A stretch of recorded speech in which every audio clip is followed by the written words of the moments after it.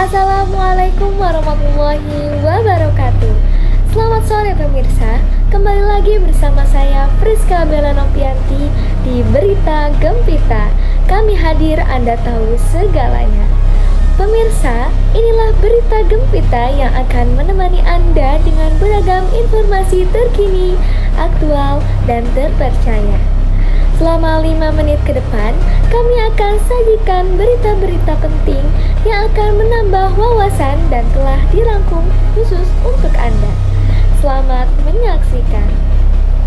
Pemirsa, berita kembali datang dari kelompok 2 mata kuliah investigasi berita yang membawakan isu tentang ketidaktepatan penerimaan KIP kuliah ataupun beasiswa Kartu Indonesia Pintar kuliah khususnya di daerah ataupun di wilayah kampus Universitas Islam Negeri Sultan Maulana Hasanuddin Banten yang telah merampungkan laporannya dari mulai laporan LPG dan juga video yang akan digarap dan akan ditampilkan pada hari Senin tanggal 8 Desember 2025 di hadapan Bapak dosen ataupun Bapak pembimbing mata kuliah investigasi dan reportase berita.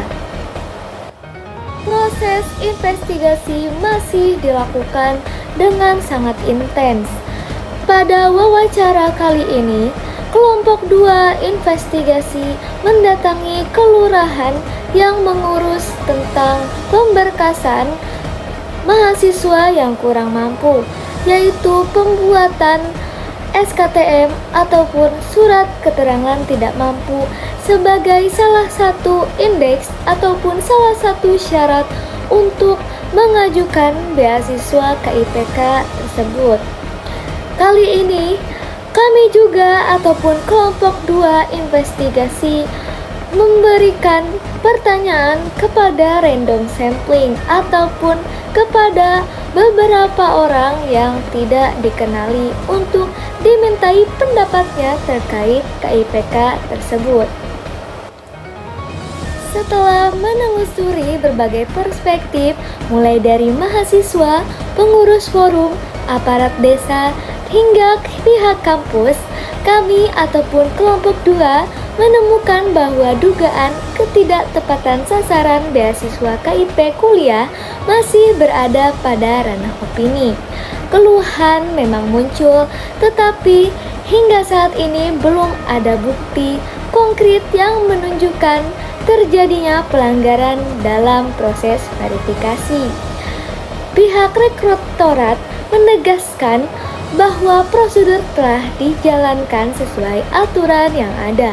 Hal ini juga dibuktikan dengan hasil investigasi kelompok 2 bahwa sebagian besar mahasiswa KIPK memang dari kalangan yang kurang mampu.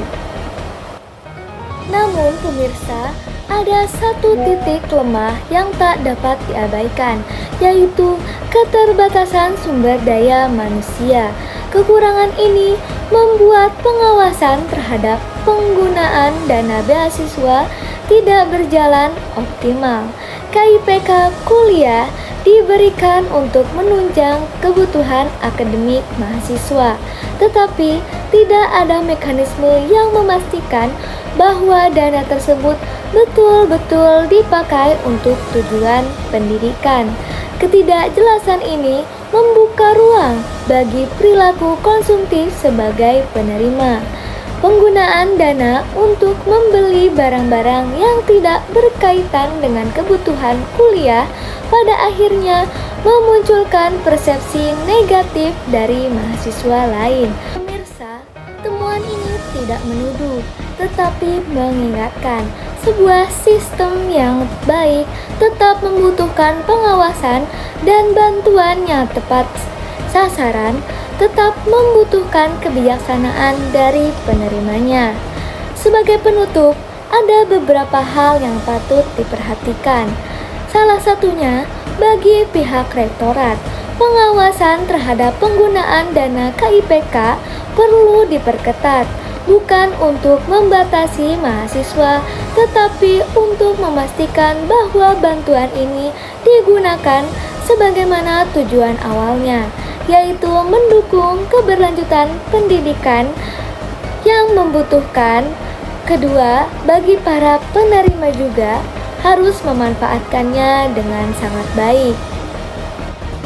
Pemirsa, tidak terasa 5 menit kebersamaan kita telah usai.